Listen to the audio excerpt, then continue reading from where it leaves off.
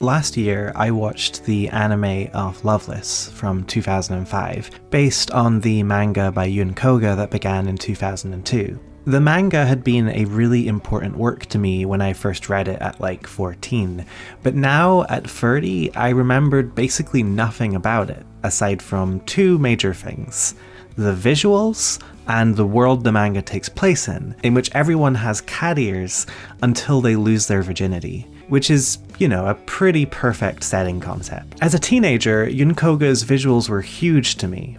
I've always been attracted to androgynous and alternative fashions, and the way Yun Koga styles her characters is kind of my aesthetic ideal. As a non-binary person, the playful androgynous femininity of the cat boys in this work were pretty big in allowing me to understand my own gender dysphoria. So much so that my avatar on Twitter is still Ritsuka from the manga. And, fun fact, Loveless was one of the things that partially got me into Gundam. Gundam 00 was airing when I was a teenager, and I wanted to see the series Yun Koga was doing the designs for. So, basically, Yun Koga destroyed me. No one is more responsible for my brainworms than this lady, because she made me trans and into Gundam, and these are pretty defining elements of my personality.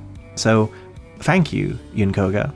Which makes it a shame that I have to report that Loveless does not hold up. In fact, Loveless is kind of a concerning piece of art. Other YouTubers who are better at discussing this stuff have gone into it, but basically everything that was gross about 2000s BL is here, eroticized and glorified. I'm not necessarily going to hold this against Yun Koga. 2000s BL had a lot of weird and problematic prerequisites, so I'll give her the benefit of the doubt and assume she was just kind of ambiently reflecting what the market wanted. But still, this is not a show or manga I can really make a case for now, even if it was foundational to 14-year-old me. And that honestly makes me kind of sad. I mean, most things that were formative in my development, I can argue for in some way. Even if they are problematic, I can contextualize them, make a case for them. Loveless, less so. But that's not to say I can't see why this work had such an effect on me. During my adolescent years as a genuinely mentally unwell and dysphoric emo kid, consuming Chuck Palahniuk novels, MCR, and a lot of Yuri and Yaoi, Loveless had the exact aesthetic I was looking for. It was an urban fantasy populated by androgyne, traumatized catboys and girls hanging out in dingy fast food restaurants and public parks at 3 AM between engaging in strange BDSM-laden magic fights. There's basically nothing more 2006 than that. And I sometimes feel that every decade is converging on a series of works of art that best sum up the feel of that time. I think the 80s existed to give us Streets of Fire and Macross, and the 70s existed to give us those new Hollywood classics and Neil Young, and the 90s and basically all of the 20th century existed to give us, I'm sorry folks, it's true, End of Ava. And 2000s youth culture was really manifesting towards Loveless, this listless, oddly traumatic story of magical catboys fighting in depressingly mundane urban environments. As such, it's a true tragedy of history that Loveless just happened to be bad. Oh well, at least we still have Southland Tales and 3 Cheers for Sweet Revenge.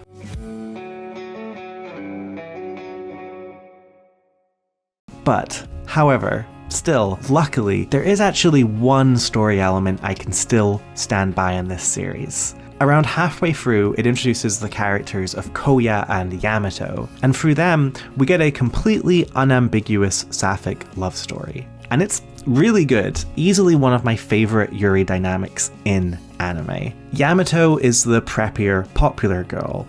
Look at her awesome Gyaru friend, by the way. Koya is the more introverted, blunt character. And they have so much genuine chemistry. Like this scene where Yamato teases Koya for her fake ears, and Koya shoots back by jealously asking about Yamato's friends. We instantly get a sense of both a chemistry and a jealous, needy, codependent attachment style. Or I fucking love this scene in episode 9. They're hanging out in like a McDonald's or something, and Koya is nauseous and she has to leave to go to the bathroom. When someone asks Yamato if Koya is okay, she teasingly responds that maybe she's pregnant. When she's asked whose child it is, she says, "mine," with this cheeky smile. Goddamn. And returning to that train sequence, it leads to one of the more passionate kisses I've seen in a Yuri anime.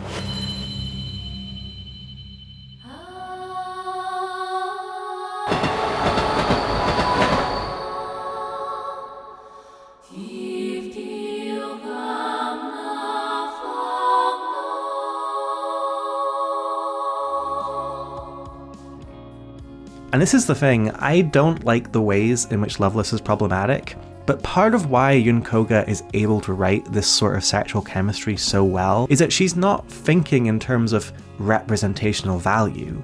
She's thinking in terms of what she and the market would find exciting. And for me, when I was first getting into anime, this kind of messy queer content that unabashedly exotified and eroticized queer experience was exactly what I wasn't getting in other places. This media wasn't functioning as a public service announcement, it wasn't trying to change hearts and minds, it was trying to be hot and exciting.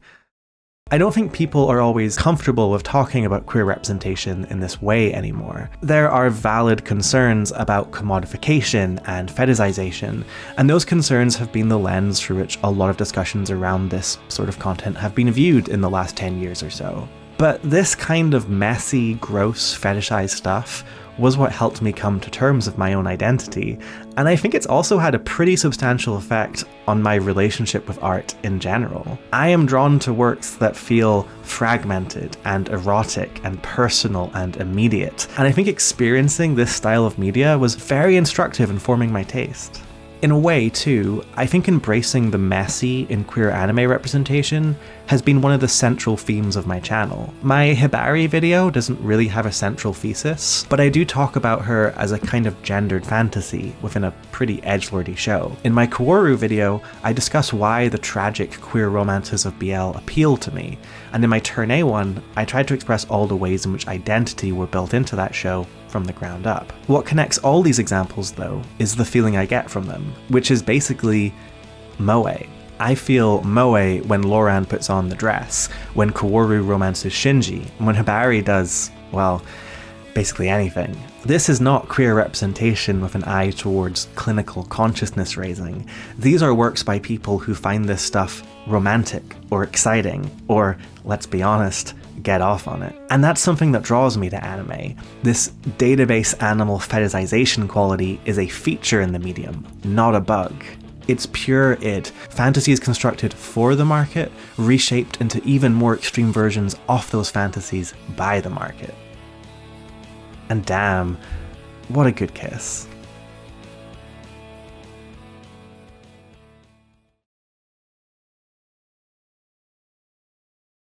Based on the 1974 manga by Ryoko Ikeda, Dear Brother is a masterpiece meditation on the experience of being down bad. The plot follows archetypical good girl Nanako as she begins attending a prestigious all-girls school and soon finds herself caught up in yearning sapphic romances, a tangled web of exes, and even incestuous love affairs. To be straight up from the outset, Dear Brother has easily become one of my favourite anime of all time. I cannot tell you how much some of the characters in this show are now just permanent fixtures in my brain space. Like Ray, the down bad, benzo-addicted Futch who lives in a flat filled with mirrors and dolls. And most of all, I love Mariko, the perfect embodiment of every BPD feeling I've ever had. She is a BPD queen. She captures that demand for affirmation and approval, that dehumanizing ability to project all your wishes and desires onto another, as well as the pivoting between a sense of kind of hungry happiness and a feeling of empty void. All these characters capture, in their own way, a sense of going through it. Mangaka Ryoko Ikeda was clearly channeling some real emotions here. You don't write stuff like this so evocatively if it's not coming from stuff you've experienced firsthand. And I've always been a fan of director Osamu Dezaki, and this show is him at the height of his powers. There are several episodes of this that I now consider to be some of the best TV I've ever seen. The whole series is an exercise in building tension, letting emotions bubble under the surface for episodes at a time before exploding dramatically. And it's reinforced by this style that is constantly veering towards expressionism. Tazaki's style is, I think, rooted in a melodramatic tradition that stretches back a long time. In particular, what his framing, composition, and general style remind me of most is the work of Douglas Sirk and those influenced by him. Douglas Sirk was a German-born American director who worked from the 1930s until the 50s. At the time, critics disregarded his films as middle-brow, quote, women's pictures. They were deeply domestic dramas for a middle-aged female demographic, and often issues-based, dealing with class, aging, race, gender, etc. And so these films were not really respected. They were seen as basically the middest of mid-brow. But, as often happens, the French critics championed Sirk, and by the 70s, he was reassessed globally. And what drew critics to him was the arch style of his works. On a basic level, they're colourful and kind of subtly maximalist. But they're also surreal in ways that often aren't apparent on an initial watch. Reality is never outright broken in Sirk's films. There's no outright abstract imagery, but framing is always extremely considered, with household items and decors coming to signify much larger psychic emotions. Like, okay, take All That Heaven Allows from 1955. It's about this middle-aged widower, Jane Wyman, and her romance with a slightly younger man played by Rock Hudson. The conflict of the film is that her children don't want her to remarry, and around the third act they pressure her into ending the relationship. There's this scene afterwards that film critics always bring up as the kind of archetypical example of Sirk's style. They buy her a television set as a consolation gift, which becomes an image of her being almost entombed in her own home. And you have all the company you want, right there on the screen. Drama, comedy, life's parade at your fingertips. Look at how her face is framed here in the screen's reflection. It's a symbol of her claustrophobia that edges towards the surreal without using outright impossible imagery. Tazaki functions in this same way. When we see Nanako reflected in the water from a broken vase, with a leaf creating a spiral pattern in it, it communicates her sense of unease in a very abstract manner, even though what we're seeing isn't actually breaking the rules of reality. When a bird breaks through a stained glass window, symbolizing the rupture in the sorority system, it feels possible both because of how Tazaki has been ratcheting up tension moment after moment, but also because we realize that birds and windows have been this recurring visual motif for episodes on end now, and that it was leading to this moment of tension release. Something I think both Tazaki and Sirk really understood was the ways in which heightened emotions and camp quickly start to feel nightmarish. Dear Brother is a series that's very interested in trauma and repression, and the style reinforces that. It's this tension built in domestic and school environments that are always edging towards a dark expressionism.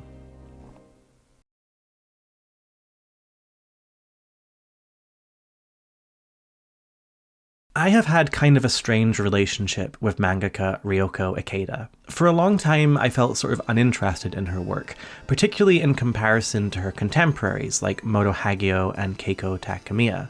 My somewhat unfair perception was that while all these creators dealt with gender transgression and queerness, Ikeda ultimately created narratives that existed to eventually bring her queer characters into a heteronormative fold. This isn't a totally heterodox opinion, and to some degree I don't think it's entirely inaccurate.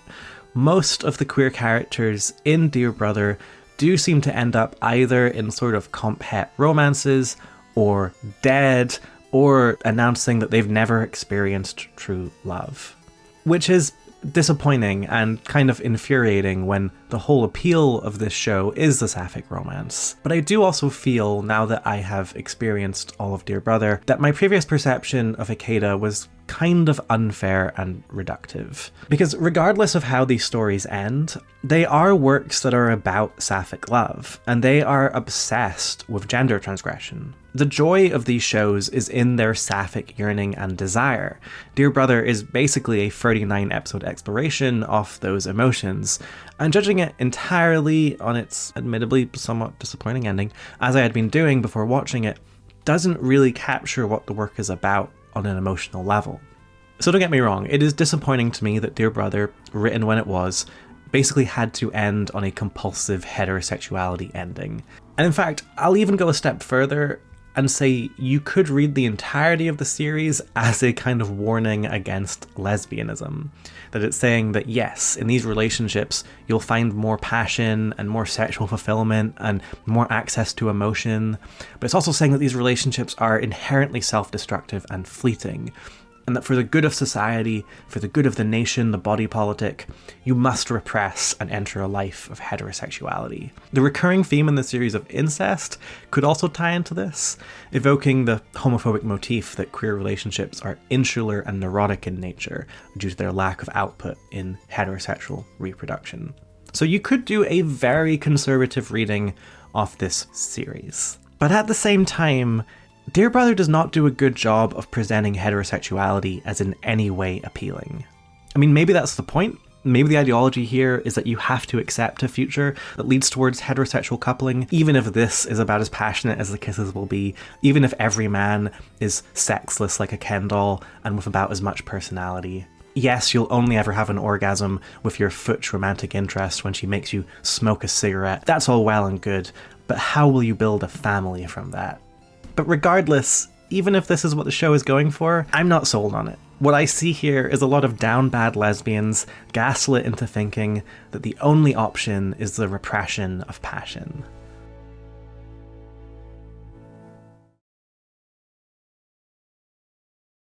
One of the appeals of Douglas Sirk to critics in the 1970s was how easy it was to read subversive implications into his endings. As much as the characters and musical cues would tell the audience at the end that everything had been resolved, that all the issues in society the text had raised had now been settled, when one considered the narrative afterwards, it was often clear how bad things still were.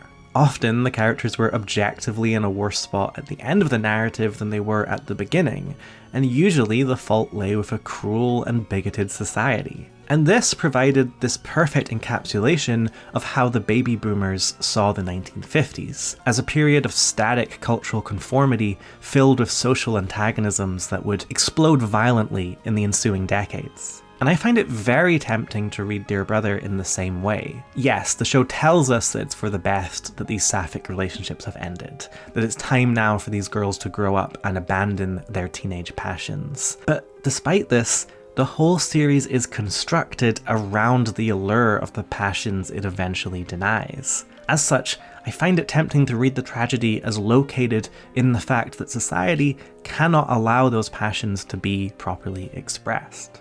Was that the intention of the creators? Of Ikeda or Dazaki? Well, mostly, I think the intention in this work was to portray a lot of exciting, fucked up lesbian relationships that the readers would find hot and scandalous. But honestly, this show is so psychosexual and tense and simultaneously repressed and horny that I think any attempt to unpack exactly where Ikeda is coming from is probably going to overstep the mark. This is a piece of melodrama that is fundamentally about lesbians going through it. Whatever that means to Ryoko Ikeda, and however she conceptualizes herself in relation to that, is her own business. What matters to me most of all is that this show is extremely good, with some of the most interesting, most well-realized queer characters I've seen in anime. I cannot recommend it enough. 1 year to the day since I thought about death as a real thing. Light spring in pajamas, doing calisthenics on the fire escape. Neighbors seeing us kiss, double taking at the bus. Her name's like, wait, aren't those what's her name's kids? But it's none of their business. Summer came around, somehow stuck behind the clouds. Trash TV way too loud. You can't fall asleep without the sound. Okay.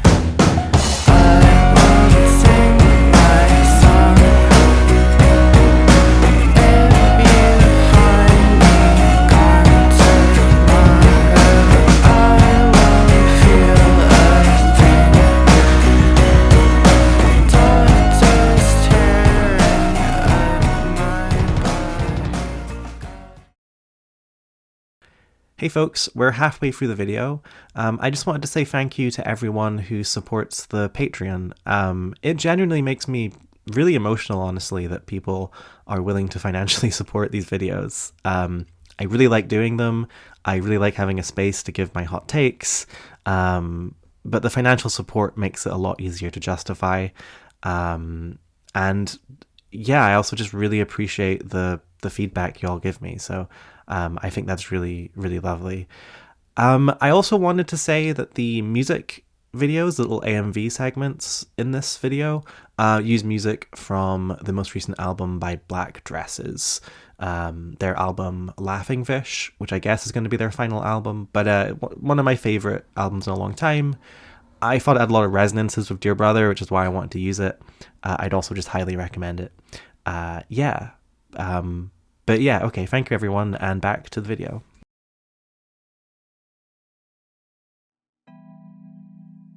So for the end of the video, I want to talk about Gundam, and I'm going to discuss one pairing where the homoeroticism is very heavily implied, and one where it has been outright confirmed by director Yoshiyuki Tomino. There were several slash pairings in the original show, my favourite being Char Garma. But Char and Amuro is the one that becomes most important to the early franchise, with the movie Char's Counterattack particularly interested in it. It's a movie devoted to their passionate rivalry. Char is framed as oddly uninterested in his female love interest. All his passion seems devoted towards Amuro. And as dirtbag leftist Red Scare listener Cress Pariah says while watching the two tussle, "Now I understand why married couples fight." Amuro, I'm doing something extremely wicked. Tomino is a difficult person to parse politically. I've been asked before if I think he's a leftist or a right-winger or a liberal, and to be honest, I just think Tomino is weird. He's definitely voiced some very conservative opinions, and a lot of sort of new agey hippie ones. But actually, it seems like gay rights is an issue that he's fairly outspoken on as a progressive. An example of this that we'll get to is Gwyn Linford in Turn A. Turn A scholar Feezy notes in their summary of Tomino's text, Turn A no Iyashi, that regarding Gwyn Linford, Tomino views homosexuality as natural and part of what makes humans interesting. He did not want to cap off the century with a work trapped in society's superficial idea of human sexuality. The other thing to mention here is this somewhat infamous interview Tomino did for a fanzine. Tomino was actually being interviewed by Hideki Anno, and there's a lot of juicy stuff in there. For our purposes though, the most important part is in this section, where Tomino says that in creating CCA, I thought it would be good if maybe I could highlight the sensuous elements, to the point where you'd think, could Char and Amuro be gay? To me, fiction writing is more than anything, like I just said, about conveying that sensuality, having the audience pick up on it. If they can't, it's no good. That's why that ending was the only one I could think of. In another text, a novel Tomino wrote from Lala's perspective, Tomino notes that in the Earth Federation, homosexuality has been outlawed, which narratively seems to be used as another example of its repressive nature. And notice that in that interview I read from, Tomino isn't making any kind of a big deal out of the idea that Char and Amuro could be gay. Rather, it's just an example of a sensuous quality that he wants to bring out in the text. So I think this is an issue that Tomino does care about and is important to him, and I think it's a major theme in Char's Counterattack. Which is actually interesting because I've never totally felt the sexual tension between these two in the way that others do. I mean, I see it in Char and Garma for sure. Co-creator of Gundam Yasuhiko even noted that he wrote the segments between them in the origin explicitly as a BL story, and I can totally see that. But Char and Amuro always felt much more cold and odd to me. So much of the best parts of this film are about the masks that Char wears. Char's life is dominated by legacy. His father was the political theorist and leader whose ideology set in motion most of the major conflicts of the series. CCA is about Char deciding to drop the asteroid Axis on Earth, supposedly in the name of his father's ideals. And the most interesting question in CCA is, why really does Char decide to do that?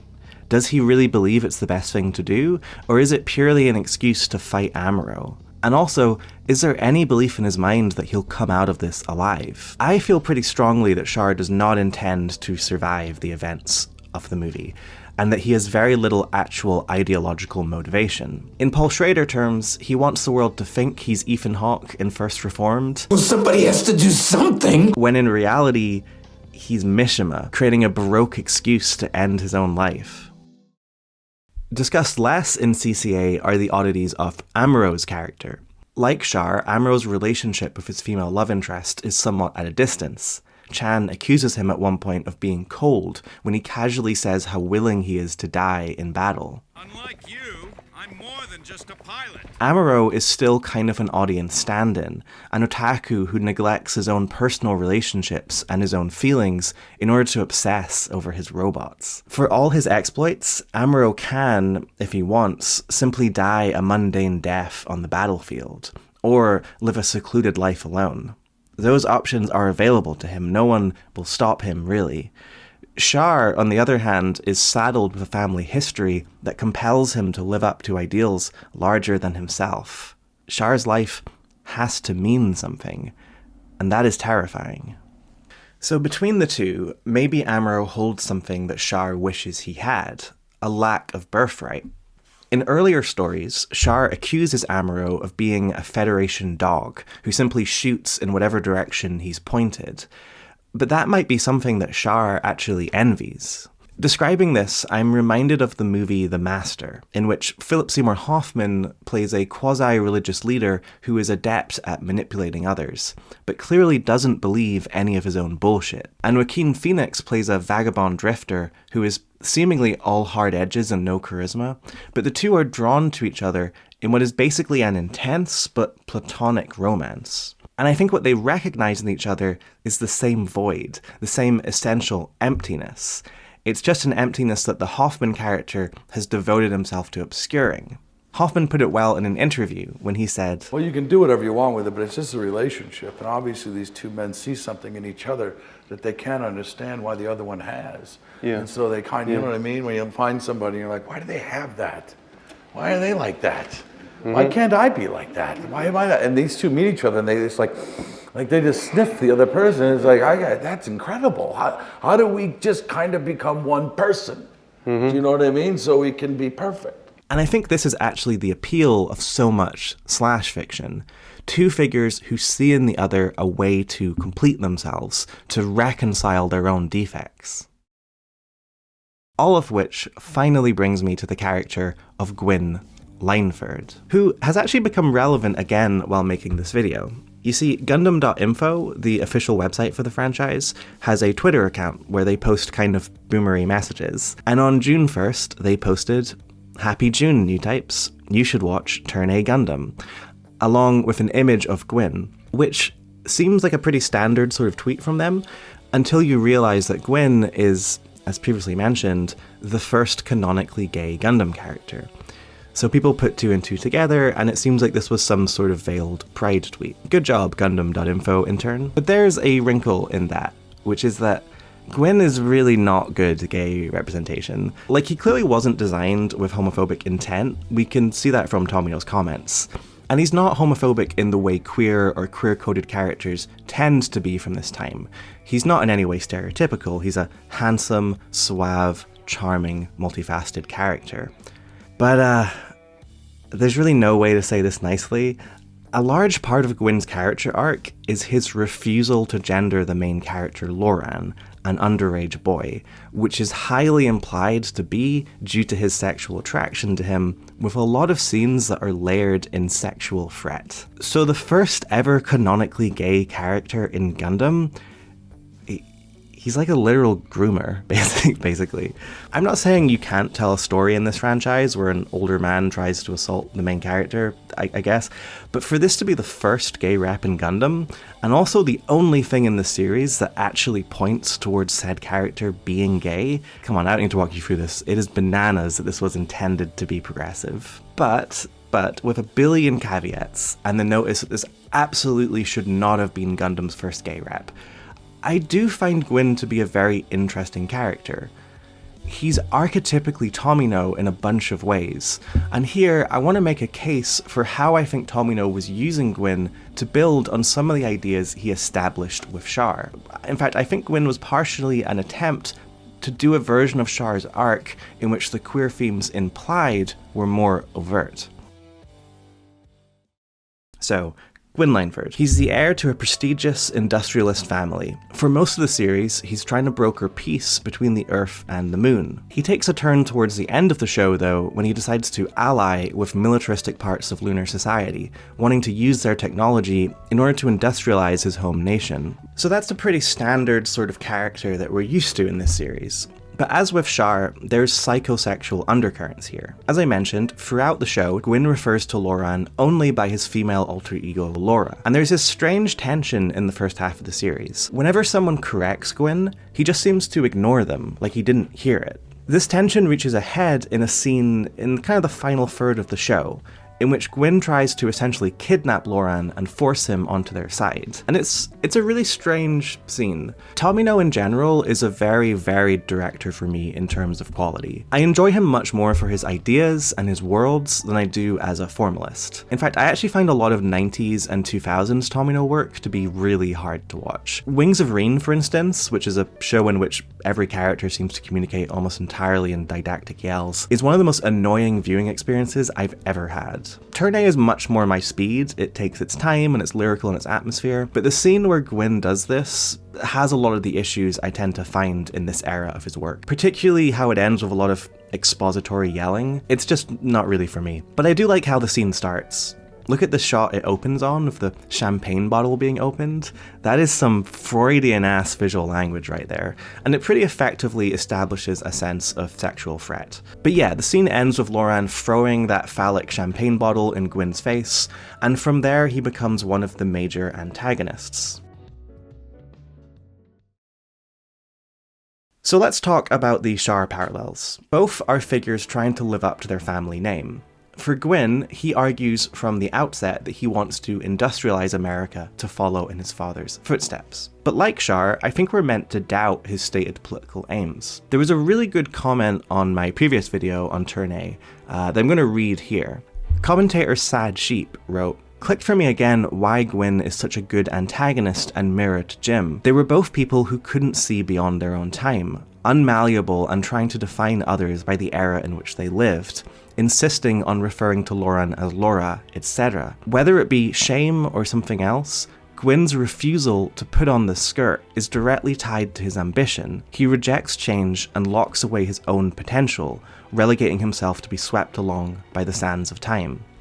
I think this is a really excellent reading, and it unlocks one of the main ideas Tomino is trying to get across, which is that Gwyn's desire for modernization is actually related to his sublimated desires, whether those desires be related to sexuality or gender identity. The line there about the skirt is referencing the final conversation Gwyn has in the series. He's talking to the character of Lily Bourgeonon, who says to Gwyn, "Laura is a man, you know. If you love him so much, why don't you wear a skirt?" To which Gwyn responds, "It'll take time before someone wearing a skirt is likely to be accepted as the leader of an industrial revolution." Which is such a fascinating and wild response, because he's still not really responding to Loran being a man, he's still basically denying the confrontation.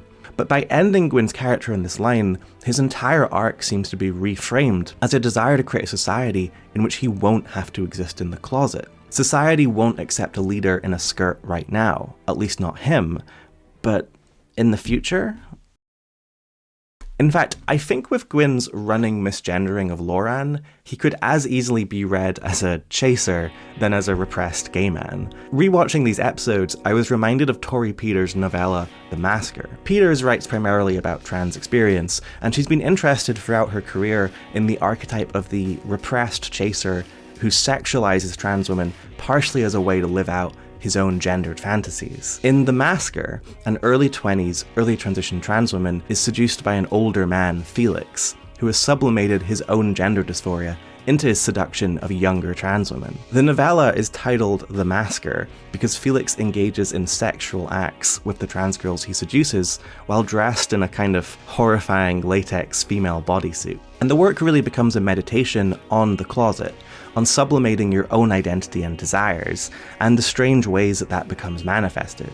Felix not only wants to seduce the main character sexually, he also wants to convince her to detransition, and to only express her identity in sexual play. The story ends with the main character successfully seduced by Felix, and the two have sex, Felix clad in his bodysuit. And so what we have here is the mask as a symbol of the closet, of sublimating your own identity, and all the misshapen ways that sexual desire is released within that structure. And this, honestly, is how I view Gwyn. Though he doesn't wear a literal mask like Char does, his entire being and personality appears to be a well-trained set of rituals designed to mask his actual desires. We can see Char in the same way. If we take Tomino's claims seriously that he wants us to read Char as potentially gay, then how might that also reframe his dropping of Axis? What does it say about his reframing of Lala, his love interest, as being like a mother to him? Lala soon was a young woman who may very well have become a mother to me. And what does it suggest about the motif of the masked man in general? Don't get me wrong, it's still very strange that Tomino had Gundam's first gay rep be a closeted antagonist who seems to be grooming the main character. You know, I have many notes. But Tomino is a weird guy who I think first and foremost is adept at writing characters propelled by unconscious desires they're unable to articulate. Gwyn, in this sense, is exactly the sort of messy, strange queer character I cannot stop thinking about, and have honestly come to kind of love. Even if you kill all my dreams, I still see